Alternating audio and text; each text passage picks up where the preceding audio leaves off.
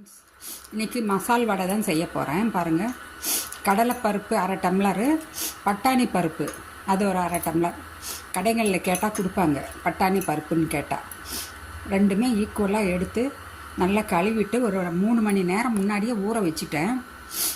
அதுலேயே பாருங்கள், இந்த ரெட் சில்லியும் போட்டு வச்சுட்டேன். நல்லா சீக்கிரமாக மசிஞ்சு வந்துடும். அதனால் அதில் இந்த முருங்கைக்கீரையை போட்டு தாங்க செய்ய போகிறேன். முருங்கைக்கீரை கழுவி எடுத்து வச்சுருக்கேன். அதை போட்டு மசால் வடை செய்ய போகிறேன். இப்போ முதல்ல இதை அரைச்சி எடுத்துக்கலாம்.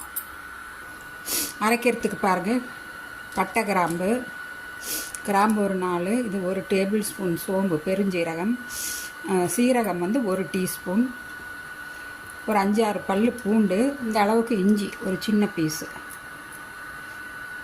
இஞ்சி. இது எல்லாம் மிக்ஸி ஜாரில் முதல்ல போட்டு கொஞ்சம் குறைன்னு அரைச்சிக்கலாம். இப்போ இந்த மிக்ஸி ஜாரில் பாருங்கள், பெருங்காயம் கொஞ்சம் போட்டுக்கலாம். கடலைப்பருப்புங்கிறதுனால, கடலைப்பருப்பு பட்டாணி பருப்பெல்லாம் போடுறதுனால பெருங்காயமும் போட்டால் எங்களுக்கு கேஸ் ப்ராப்ளம் வராமல் இருக்கும். கட்டி பெருங்காயம் இருந்தால் இது மாதிரி ஒரு சின்ன பீஸாக 4 போட்டுக்கலாம். அப்படி இல்லையா தூள் பெருங்காயம் இருந்தால் 3/4 டீஸ்பூன் போட்டுக்குங்க. ஏன்னா 1 கப்பு ஃபுல்லாக, அரை கப்பு பட்டாணி பருப்பு, அரை கப்பு கடலைப்பருப்பு. அதனால் நீங்கள் அரை டீஸ்பூன் அல்லது 3/4 டீஸ்பூன் பெருங்காயத்தூள் ஆட் பண்ணிக்கோங்க. கேஸ் ப்ராப்ளம் வராமல் இருக்கும். கூடவே இந்த வரமிளகாவும் இதோட போட்டுக்கலாம். பாருங்கள், இந்த பச்சரிசி நல்லா 1 டீஸ்பூன் அளவுக்கு அந்த கடலைப்பருப்பு ஊற வச்சுட்டேன். அதையும் போட்டுக்கலாம். அப்போ தாங்க நல்லா ஆறுனப்போ கூட வடை நல்லா கிறிஸ்பியாகவே இருக்கும். இதெல்லாம் ஃபில்ட்ரு பண்ணி எடுத்தாச்சு. ரொம்ப நைஸாக ஆட்டக்கூடாதுங்க, ரொம்ப குறைன்னு இருக்கணும், அவ்வளோதான்.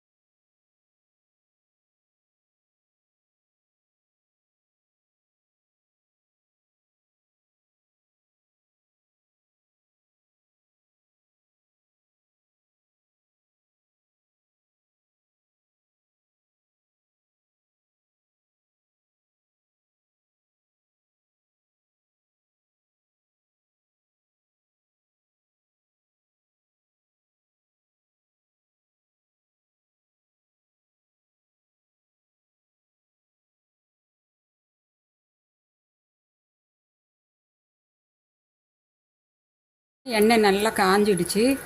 இப்போ இது மாதிரி பால்ஸ் மாதிரியும் உருட்டியும் போடலாம், வடை மாதிரி தட்டியும் போட்டுக்கலாம், உங்கள் பிரியம்தான். நல்லா எண்ணெய் சூடாக இருக்கிறப்ப போடணும். பாருங்கள், இது மாதிரி உள்ளங்கையில் வச்சு இப்படி ஒரே ஒரு ப்ரெஸ் பண்ணால் போதும். எல்லாமே போட்டுட்டு உங்களுக்கு காமிக்கிறேன். இப்போ திருப்பி விட்டுக்கலாம். இந்த மாதிரி முருங்கைக்கீரையும் போட்டு மசால் வடை செய்யலாங்க. வெறும் கருவேப்பிலை கொத்தமல்லி தான் போடணுங்கிறது இல்லை. முருங்கைக்கீரையும் போட்டு நம்ம போண்டாலாம் செய்வோம், கடலை மாவு கலந்து. இந்த மாதிரி மசால் வடையும் செஞ்சு சாப்பிட்டு பாருங்கள். ரொம்ப சூப்பராக டேஸ்ட்டாகவும் இருக்கும். உடம்புக்கும், குழந்தைங்க கீரை சாப்பிடாத குழந்தைங்களுக்கு இந்த மாதிரி கூட நீங்கள் செஞ்சு கொடுக்கலாம். அவங்க விரும்பி சாப்பிட்டுடுவாங்க.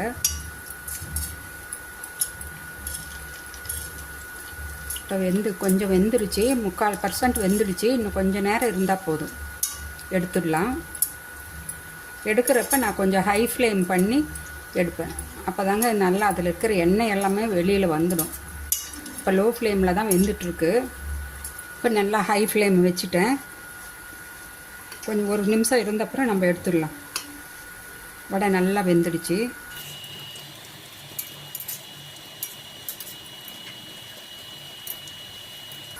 இப்போ தான் ஹை ஃப்ளேம் பண்ணியிருக்கேன். 1 நிமிஷம் ஆனதும் எடுத்துடலாம்.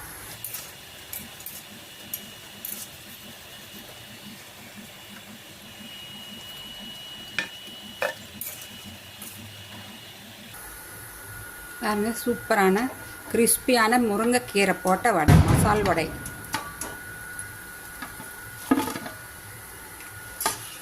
இப்போ அடுத்த ஏடு போட்டுக்கலாம்.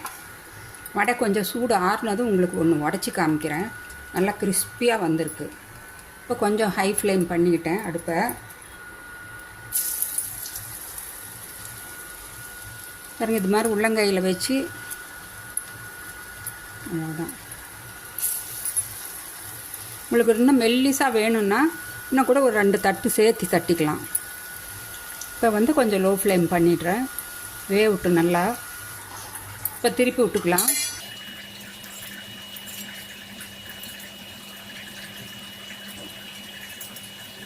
பாருங்க, நல்லா வெந்துடுச்சு, எடுத்துடலாம். எடுக்கிறப்ப நல்லா ஹை ஃப்ளேம் பண்ணிக்கலாம். ஹை ஃப்ளேமில் ஒரு 20 செகண்ட்ஸ் வச்சு அப்புறம் எடுத்தால் நம்ம வடை நல்லா எண்ணெயில் வேவுதில்ல, அதெல்லாமே எண்ணெயெல்லாம் நல்லா சீக்கிரமாக வெளியில் வந்துடும்.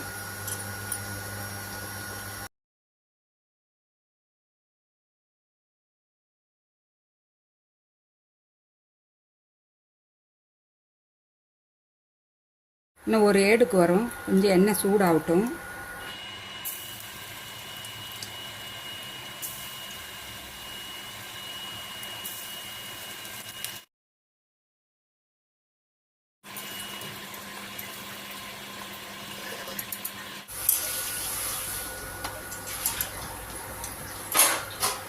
நம்ம ஊற்றின எண்ணெய் அப்படியே இருக்குது பாருங்கள். எண்ணெயே குடிக்காமல் தான் இருக்கும் வடை.